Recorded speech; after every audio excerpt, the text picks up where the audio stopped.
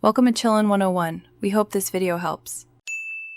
You begin by checking the precise SSC Live Photo requirements so you don't waste time correcting rejections.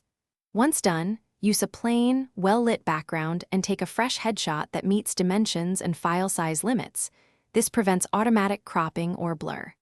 Next, log into the SSC portal and go directly to the photo upload area. Make sure to have both your phone and desktop available. If one method fails, you can switch immediately without losing time or session data. You now prepare the image for upload.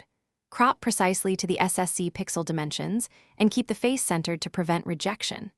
Then compress the file just enough to meet size limits while checking at 100% zoom so details remain sharp.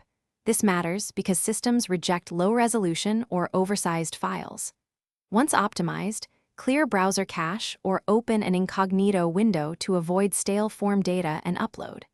After upload, inspect the portal preview and confirm alignment with the mandatory face and ID markers.